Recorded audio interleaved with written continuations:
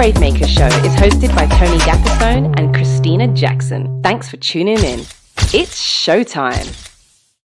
What's up, party people? Happy Friday. This is Tony Gaffestone. I'm traveling today, and I get to do the show in an airport. That's a first. How about that? So I am going to share all the Brave Faves and all the Braving Your Way from an airport. And I'll be muting myself in between Christina, she talks, and our special guest, so you don't hear all the announcements and everything going on. But Christina, how you doing? What's your intro today? What's going down? I'm doing great. Hi, I'm Christina Jackson. I'm coming to you from Dublin, California. Still celebrating Black History Month. I got all my Black History Month cards behind me. We'll get to that. And I'm an actor, comic book writer, a singer from the Bay Area. Tony, this is fantastic. What airport are you at? I'm at San Jose Airport.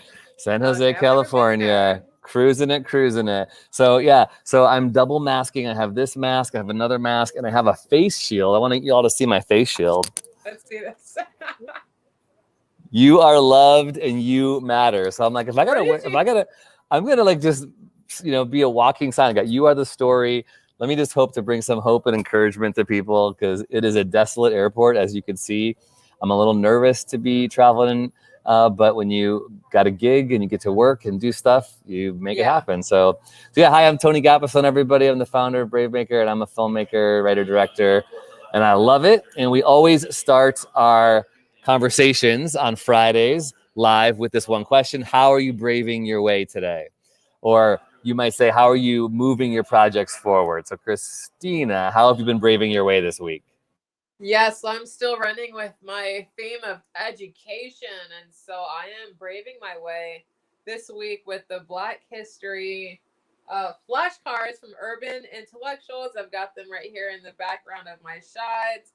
Yeah, it's fantastic. Tony, I know that you said you were going to get some for the office, but this is just like the funnest and fast, cool way to learn your Black history. So cool. Super cool. Yep. And it's cool for everybody in the family. Like kids, it's very visually stimulating. And it's easy to digest. It's just a great way to learn your history. Hi, Christine Berg. She says, yes, that's amazing. Hey. I just posted the link if you'd like to get a pack of your own. This week on Facebook, I asked people who was their most influential Black leader, activist, entertainer. It was so cool to see all the different things and so many names I didn't recognize, and people put clips and videos. It was so encouraging. So I love that. And I can't wait to share my Brave Fave at the end. But I've braved my way this week with another script I'm working on. And so we do a screenwriting class through Bravemaker every Wednesday. And I always say there's like a number of different ways you can write your script. People outline, people just start writing, people whiteboard. I have been note carding, and I carry around these note cards with me everywhere, and I love it. I color code like events, pivotal events. I color code characters when they're introduced. I color code symbolism or things that are said, like to communicate the theme. So I love finding different ways to tell stories, and that's how I was braving my way today. And we'd love to know how you're braving your way. Go ahead and put it in the chat if you've done something significant to move your projects forward. Both Christine and I are proactive to encourage you to go after your dreams. Don't be passive. Don't sit on a couch hoping, praying someone, makes your dreams come true. You got to make it happen for yourself. Absolutely. You're going to have to explain that color-coded card system to me. I've got like 100 different notes going on my iPhone, and it's just you have some actually really spectacular. You're not in your office, that's too bad, but the way you organize a million projects at once with the post-its and the color, like you got it going, Tony. Like that's how you do it. Right. Oh man, thank you. I feel like my learning curve has been, I started working on one project forever and it just took so long. And then I realized, wow, you can work on multiple projects. There's no such thing in my mind of getting writer's block. Really, like the writer's block is just I'm blocked on this project. So let me write something else. And let me write a different scene in the film. And then all of a sudden, boom, the door opens. So in regards to doing multiple projects, I feel like that has helped me keep creating, because as I finish one, okay, now I'm waiting for financing for this one and for the cast to come along and a producer. Now I start working on this one, and then I'm working this weekend. We're filming a proof of concept for a script that I wrote with a friend 3 years ago, and a production company has now picked it up. You just never know when these things are going to happen, right? And how that's going to work. So keep going, make it happen. What do you do to keep all your projects in the forefront of your mind? Okay, what do I do? My whiteboard is huge. I have an app called Keep by Google Keep. So I keep all these projects color coded on my phone. And I tend to ask myself, what am I excited to work on? So if I have a TV script, then I'm working on the TV script. If I have my horror film, I'm working on the horror film. I just kind of start my writing sessions with that. And sometimes my passion, finishes something quickly. I could do it in 6 weeks or 8 weeks. Other times I'm taking years, and depends if I'm doing it on my own or with a collaborator. So I just like to have a lot of things going. And in this business, it's a marathon, and you can't, I think you can't just have one thing, because when you do that one thing, let's say you get that one thing in a production, then people are like, well, what else do you have? And it's really good to say, well, I have number 2 and I have number 3 ready to go. And number 4 ideas, number 5, have a lot of stuff going on. So yeah, I love this conversation, but guess what? We got a special guest who's in the virtual green room. Awesome. Let's bring him in. So let's welcome to the show, Leroy F. Moore Jr. Hey, Stanley, how you doing? We're so glad you're here, Leroy. Thanks for making it to the Brave Maker Show. We're excited to talk about your work in Krip-Hop Nation. Yeah. You're kicking off Black History Month for us as well, because you're like a legend. So, Christina, why don't you share the backstory of how we got connected with Leroy? Yeah, this is such a beautiful Bay Area filmmaker's story. So I was dating someone who was involved with Sins Invalid, which Leroy is connected with, and we'll get to that. And they introduced me, Truth Nguyen. Shout out to her for introducing me to Leroy Moore. She's a fellow actress out here in the Bay Area. She connected me with Leroy, thought we'd hit it off, and we really have. We got to do some events together before COVID at the Oakland Children's Hospital. Leroy Moore, amongst so many things, he's a poet, a writer, an author, a musician, like all these wonderful things, but he's also a comic book writer, and he really inspired me to be writing the story that I'm doing, actually having his comic book in my hand. It's available now at, is it poorpress.com and also Amazon? No, poorpress.net. Poorpress.net. You can pick up that comic book. And a lot of people say that I look like the heroine on the cover. I don't know. You got to check it out. Judge it for yourself. But Leroy and I actually had never met before he published that. So it's actually really fascinating to me.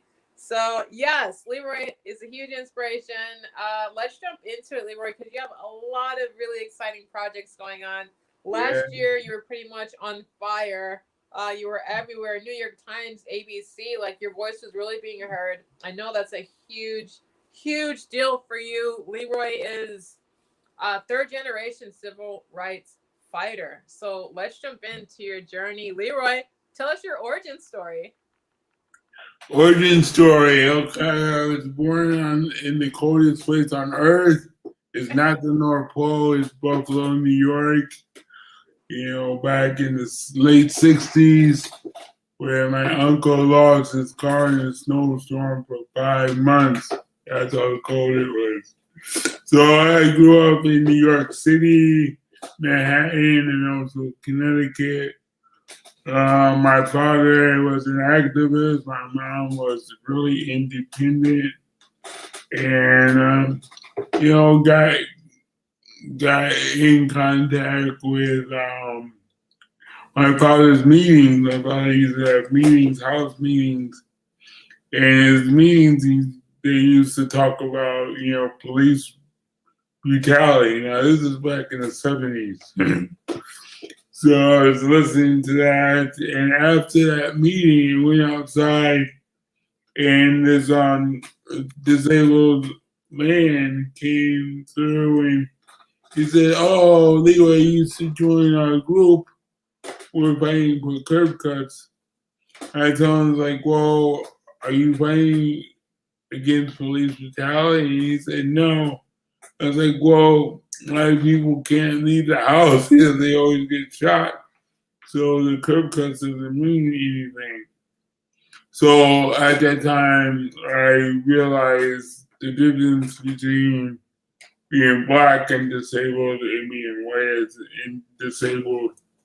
And since that time, I've been researching and writing and organizing around race and disability, especially for black disabled people. I started organizations like the Disability Advocates of Minorities organizations in the 90s. Then I hooked up with Jane Dunham in New Jersey. And we started the National Black Disability Coalition and Sins Invalid in Krip-Hop Nation. And Krip-Hop Nation, tell us a little bit about the artist and your involvement with my brave fave actually for the week, Rising Phoenix. Yeah, so Krip-Hop Nation started almost 13, 14 years ago. Okay. It's interesting because I was at the DNC, the Democratic National Convention, and I met face to face with Keith Jones, another black disabled activist, and he's also a hip hop artist. And I talked about Krip Hop at the time. He says, "Yeah, let's do this." He was a hip hop artist back in the 80s in New York and Missouri and Boston. So since that time, we have members all over the world. We have chapters in Africa, UK, Australia, all over. And last year we were approached by the Paralympics to do the theme song on Rising Phoenix. And it was Keith Jones, Tony Hickman, George Tragic Dunham, all three of them collaborated with the film director and did the song. And the song has been growing up. And, my roots with the Paralympics is that I was in the Paralympics in 1988. I went to Seoul, Korea for the cycling. So it's an interesting full circle to now, have the theme song for the Paralympics, and the movie is on Netflix. So the Rising Phoenix, this documentary on Netflix. I mean, you have had a very interesting life and a creative life, Leroy. It's pretty amazing. If you're just watching and maybe you scrolled upon us on Facebook or YouTube, I'm Tony Gapastone, and I'm talking today with Leroy F. Moore Jr., my co-host Christina Jackson.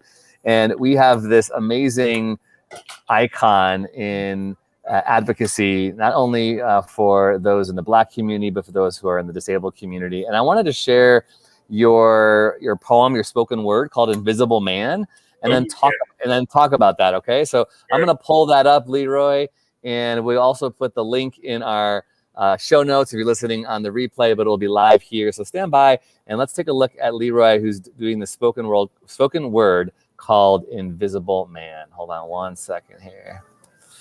Here we go. Who is the invisible man today? He is still black, I will say. After all these years, he's still not paid. In hip-hop generation, he is howling the blues. Like Ray Charles, he's born to lose. The 2018 Invisible Man. Yeah, Ralph Ellison, I understand. Take my hand and pull me in. 2000 and blah blah. Still going through fingers like sand. From Jim Crow to Porgy, theft of his identity, hush hush by his own community. He watches humanity, invisible to everybody except his family. One book tells everything. Father only saw his disability, so he left, leaving no role model. Not seen by his own people. Got caught up displaying toxic hypermasculinity. He tried, but that role was not accessible. The 2018 Invisible Man. Yeah, Ralph Ellison, I understand. Take my hand and pull me in. 2000 and blah blah. Still going through fingers like sand. Now he is labeled as weakness, and the same sentence as homelessness, not a provider. He is always the other, single man as an elder.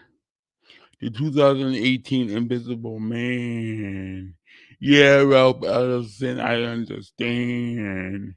Take my hand and pull me in. 2000 blah blah. Still going through fingers like sand. In a rocking chair, he sees the cycle. Cute, overcome, pitied, and invisible. Black disabled newborn boys in one room. Next to where he is, the hospice. Yeah, Ralph Ellison, I understand. Take my hand and pull me in. 2000 and blah blah. Still going through fingers like sand. The 2000 Invisible Man. Yeah, Ralph Ellison, I understand. That was so powerful, Leroy. I felt choked up a couple times as I was listening to you, and I've watched it a couple times now. But all the pieces that were coming together for me, you're referencing this, the famous iconic Invisible Man novel and making it inclusive to your personal story as a black man who uses a wheelchair and who has all these personal effects from your family. How did you find that being used in culture? When you put that out, what kind of stories were you receiving back? Because I feel like it's still relevant. You kept saying 2000 and blah, blah. Like, this is a story that people who have felt unseen for centuries have been singing and chanting and calling and responding. So I'd love you to share just any kind of stories or responses you got from that spoken word. Yeah, the reason I wrote it, was Ralph Ellison, talked about it being black and being invisible, and I see it daily on Black disabled men, when I walk past, some of them, their heads go down to the sidewalk, they don't even want to, share eye contact. So, that built-in, ableist and a built-in,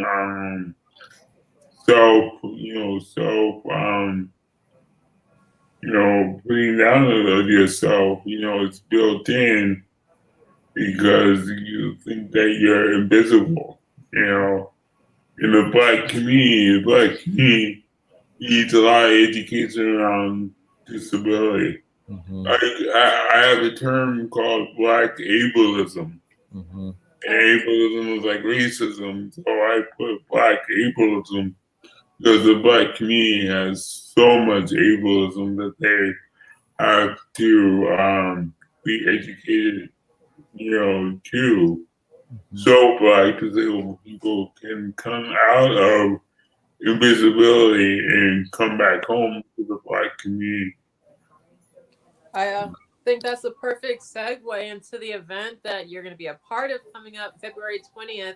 Can you tell us about this event, Ableism in Hip Hop, and about some of the knowledge you're going to be dropping, not just on the Black community, but on music listeners around the world about ableism in hip hop and what we can all be doing about it as artists and filmmakers and people who create content? Yeah, thank you so much. Yeah, so that event February 20th, and you'll catch on my Facebook post. You can catch all the details. I like to thank the Paul Longmore Institute because they're hosting it. They have the platform and the technology to host it. But this event is going to talk about, ableism in hip hop. And that's one reason why Krip-Hop has, started 12 years ago, because we saw the ableism in hip hop. We saw that disabled hip hop artists didn't know about, especially in the US, So we wanted to host a panel discussion with hip-hop artists. We got Tony Hickman from Houston, she's kick ass. We have Keith Jones, that's the co-founder of Krip-Hop. We have DJ Quad, that's a key member of Krip-Hop. He's in LA. We also have DJ Cotton Candy. She's one of the first women DJ in New York. Now she lives in LA. She has health disabilities. And we also have the legendary Kevin Powell. Kevin Powell, if you don't know, Kevin Powell was one of the first hip hop journalists back at the time.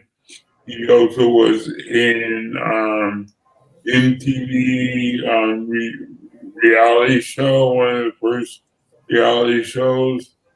And now he's an author of umpteen books. He's an activist. So he's going to be on the panel too. And we're also going to have performance after the panel. But we're really going to discuss why ableism is still in hip hop. We have stories of, 50 Cent making fun of artistic, boys and men. He did that 3 times. And the man can still go on and have, successful shows. We have movements here that started in Oakland, the hyphy movement that use disability lingo in a negative way. But, nobody puts that heat on them.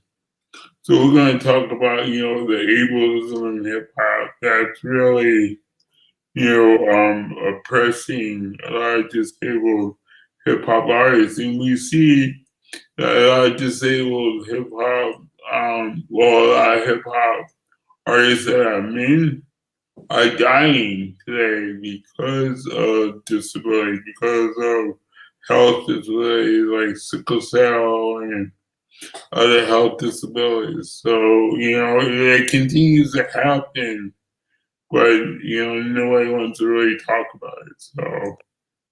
So that's the panel. So on the screen, if you're watching us, you'll see Leroy's Facebook page, Leroy F. Moore Jr. If you're listening on the replay for our podcast later, we'll put the link in there so you can follow along. I wanted to back up and just say, again, I'm at the airport, so if you're hearing announcements and stuff, I apologize. That as a white person, my awareness and of my ignorance is just continuing to elevate, and I just feel such a responsibility to continue to learn and to act. And so I want to thank you for just sharing. And I guess my question is, how do you not get overwhelmed? Because it's so exhausting, to have these conversations and to push ahead. In some way, we have no choice because we have to move forward. But I wonder what you do to take care of yourself, Leroy. I'm really interested in self-care, and as you do all this advocacy work and also this creative work, anybody who's doing both of those at the same time takes a lot out of you. So I'm curious what you do to show self-compassion. I heard that phrase this week, and I like that. Any thoughts on self-compassion, self-care? Well, let me talk about my foundation, because once you have a solid foundation.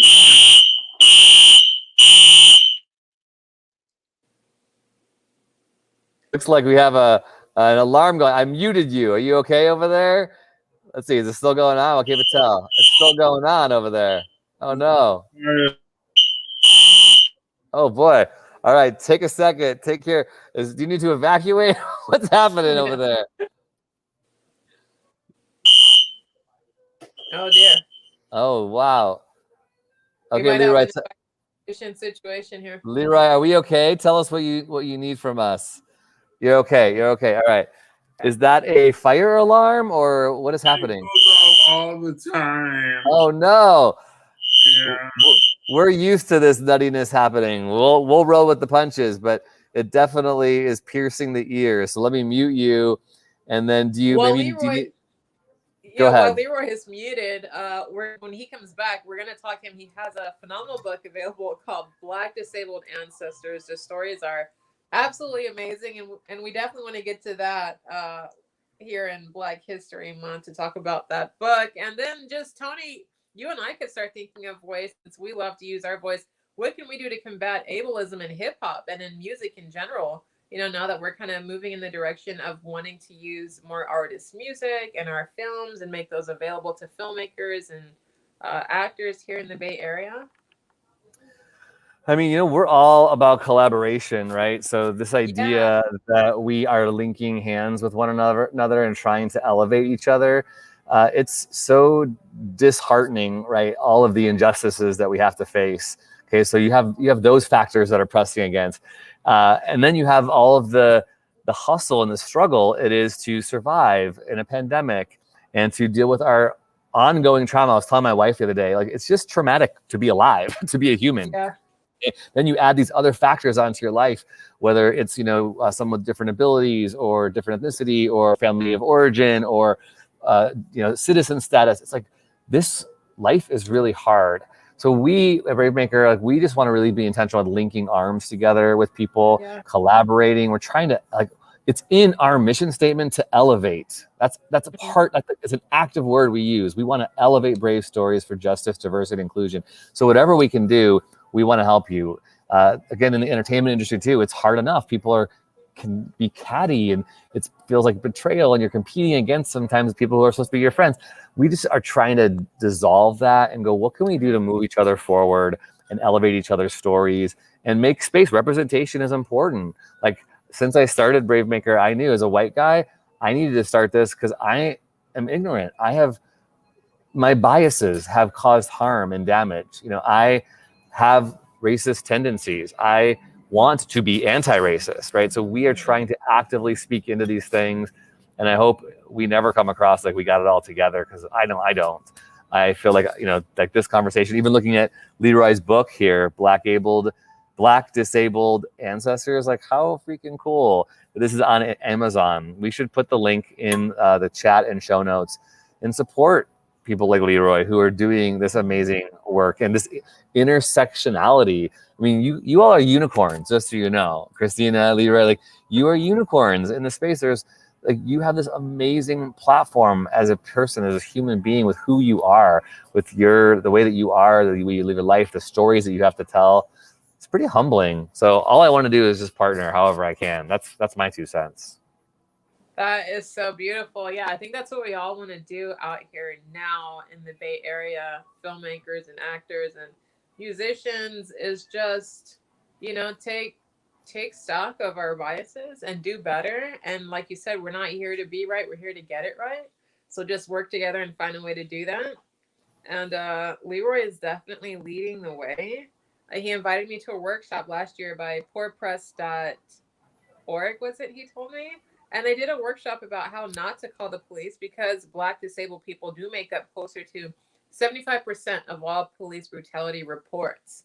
It's such a staggering number, and most people don't realize that it is Black people with intellectual and physical disabilities that are really bearing the brunt of those attacks. And he invited me to a workshop that offered solutions other than calling the police, which I think a lot of people are like, if they see something going on, they don't know what to do, they just automatically think. But that is rarely the best course of action when it comes to Black people with disabilities, is to call the police. So they gave us some alternatives, and they educated me about what an elephant circle is and how that should really be your first go-to when it comes to diffusing situations.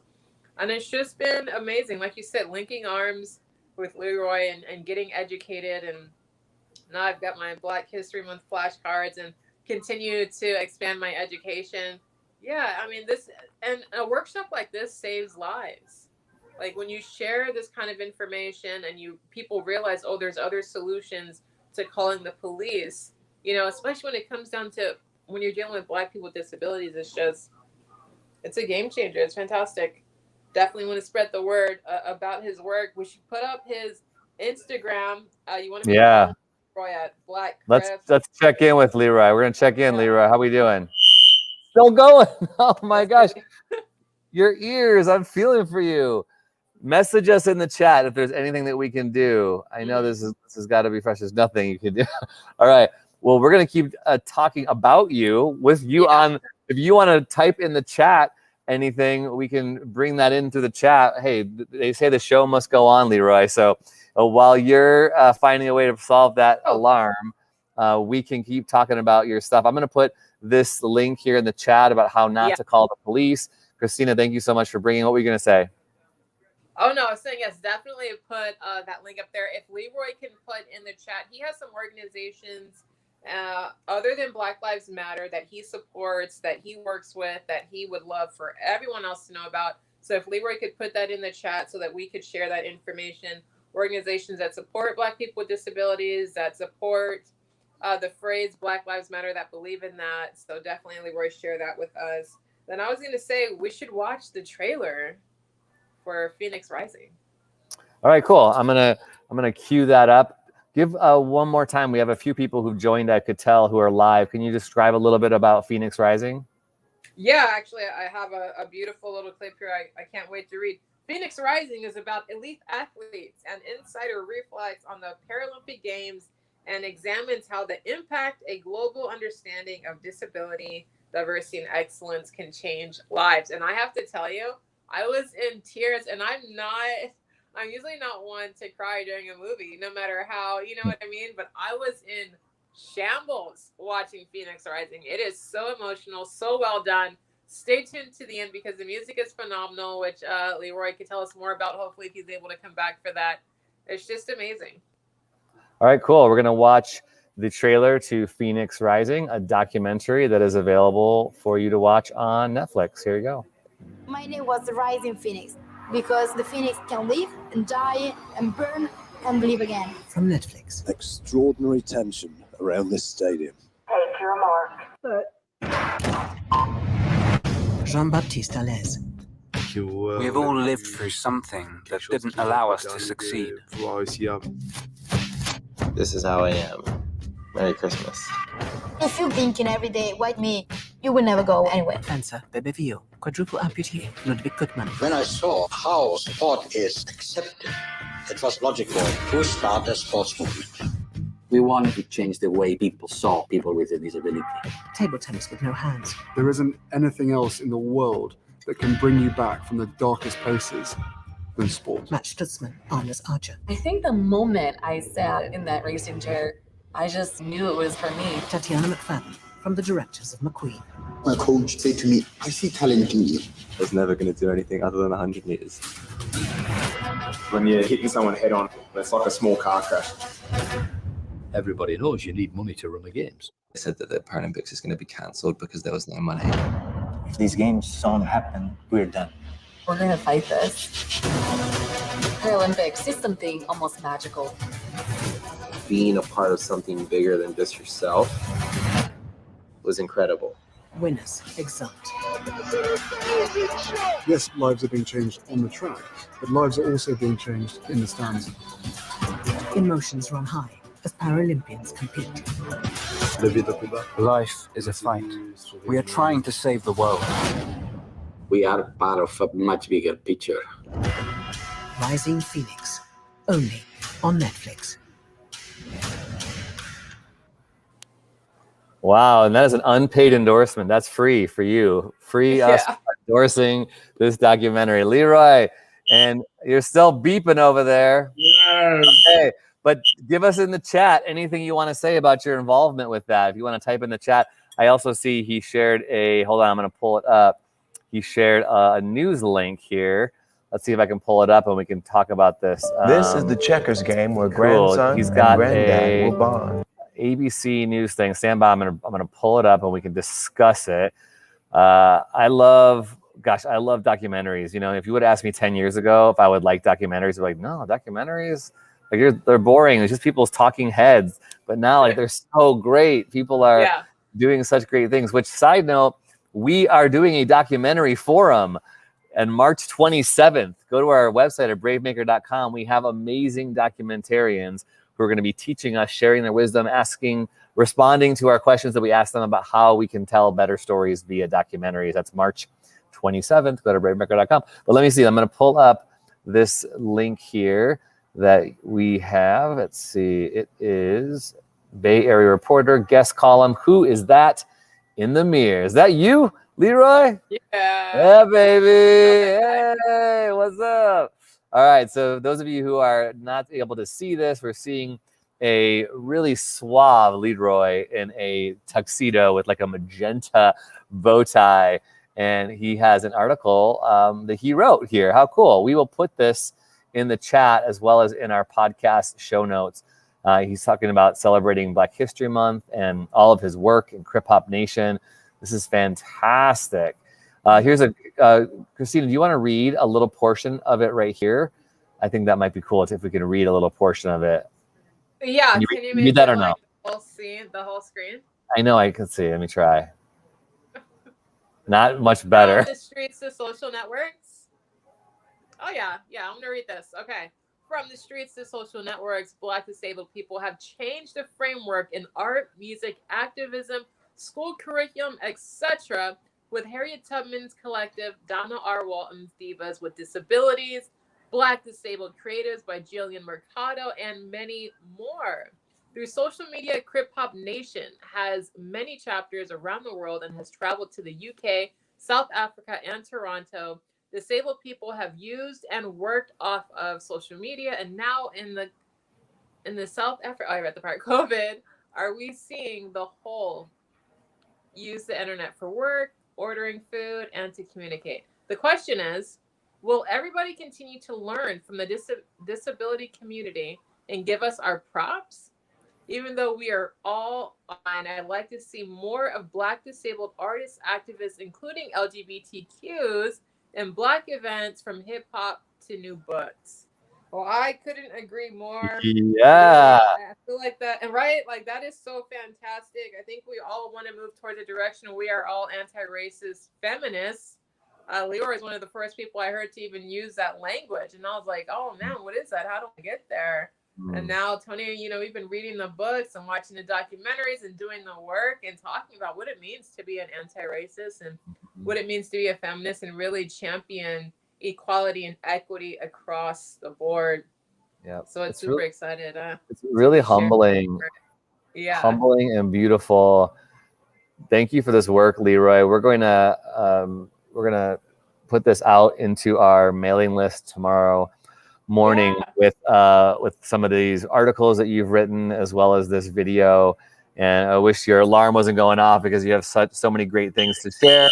But thank you so much for this work that you're doing. And these, for me, I feel like I still have so much to learn. And my hope that Bravemaker continues to help stir these conversations. I mean, we started in 2018 to be a community dialogue organization that connected with the arts and filmmakers and films. To do that now, it's really cool. Christine and I have gotten to do this really all around the world. We have done workshops, and we're doing another one in March for companies that have headquarters all over in every continent. It's I don't know.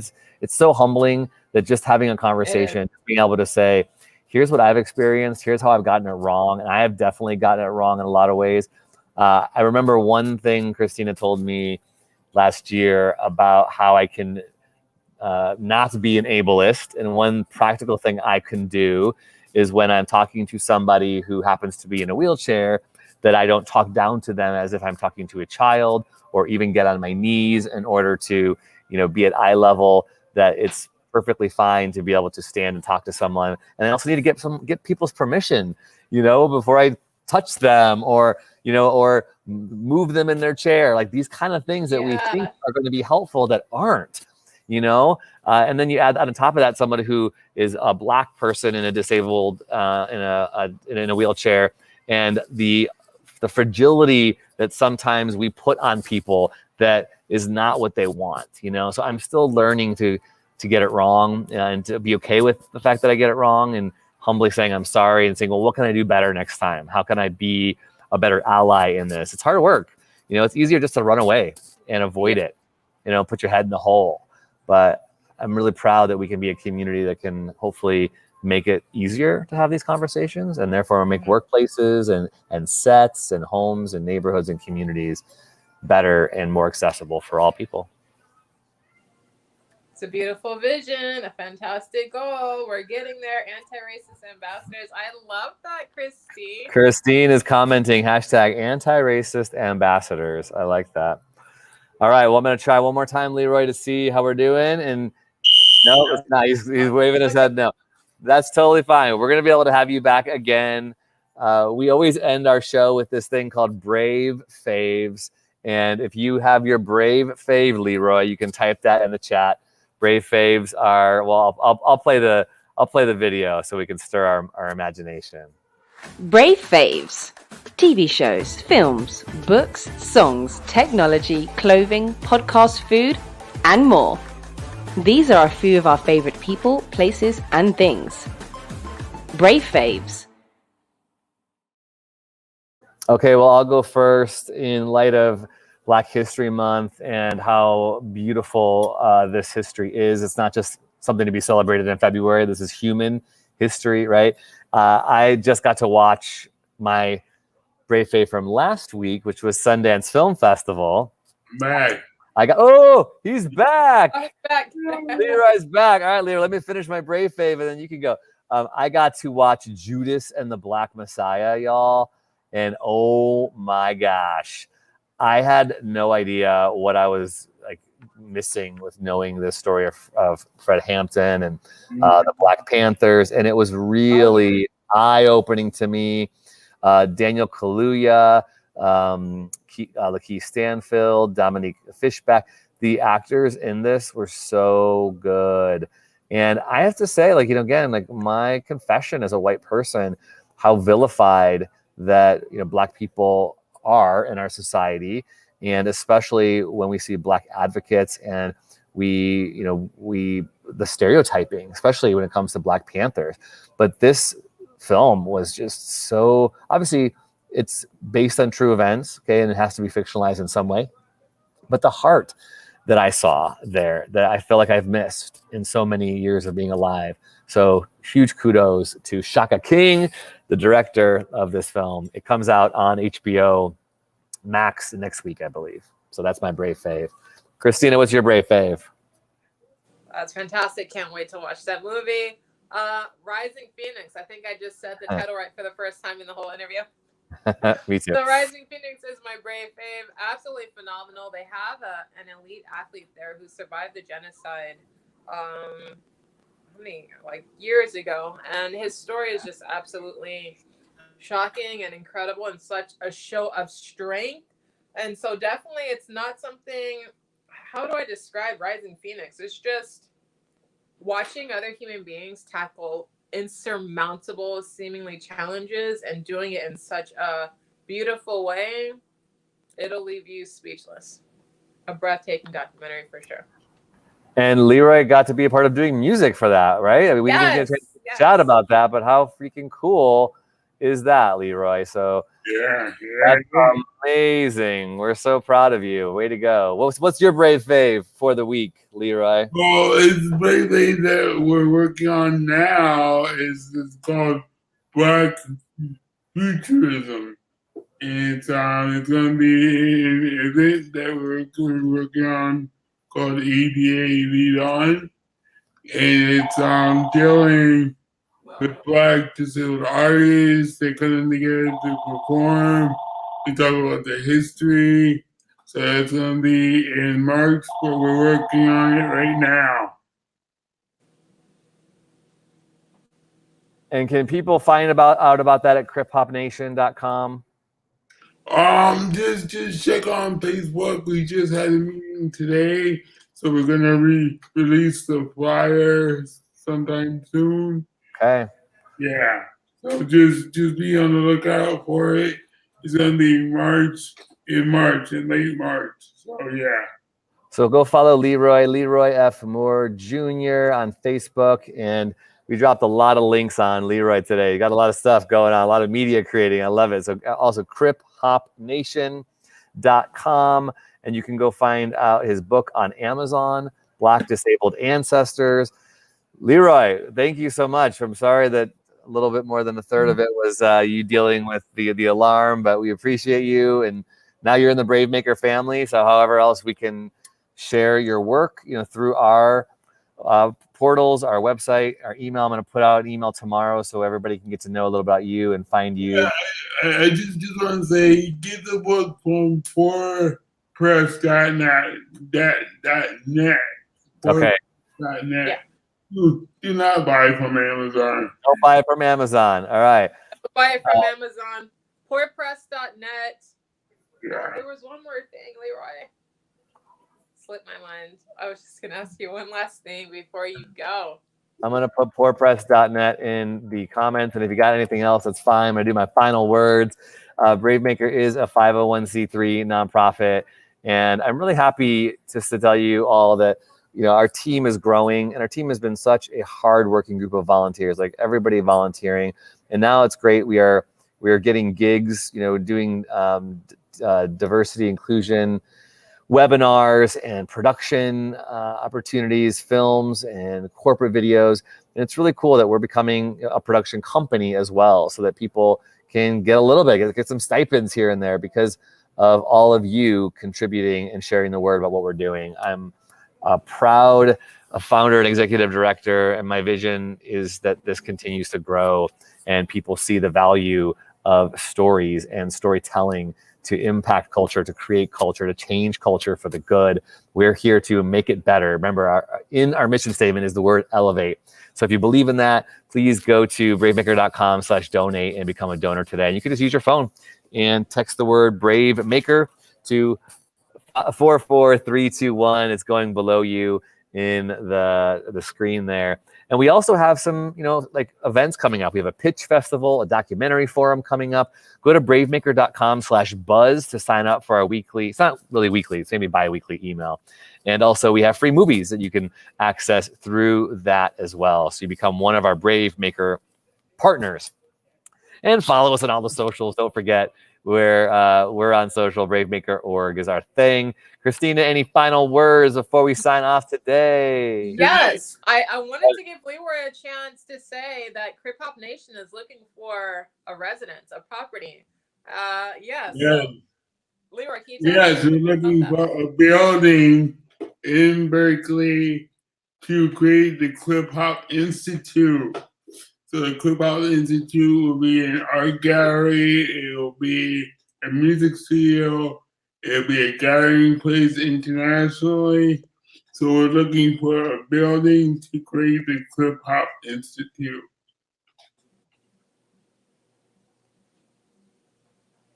Oh, you're on mute, Tony.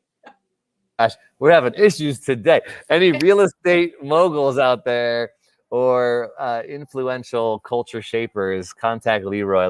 Let's get him a building. Gosh, I love this. Someday I'm gonna be like, this is what I want to do. All right. Yeah. People get with the program. Let's do stuff. Let's make stuff. The world is our oyster. Let's partner together. Like, there's too much toxicity out there. There's too much naysaying. Let's do this. How cool to think about a Krip-Hop Institute in Berkeley. So Yes, cool. yes. It's Brave, so cool. Brave Maker, Krip-Hop Nation, Bay Area and beyond.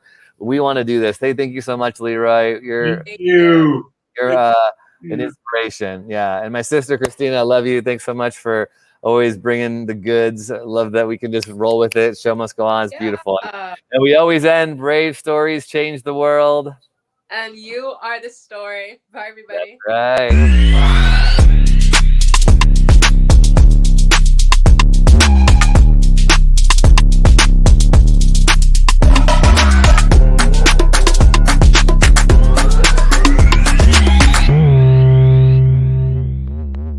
Follow us on Instagram, Twitter, YouTube, and Facebook at bravemaker.org. Like, subscribe, and share. To become a monthly donor, text the word BraveMaker to 44321 or go to bravemaker.com/donate. Thanks for tuning in.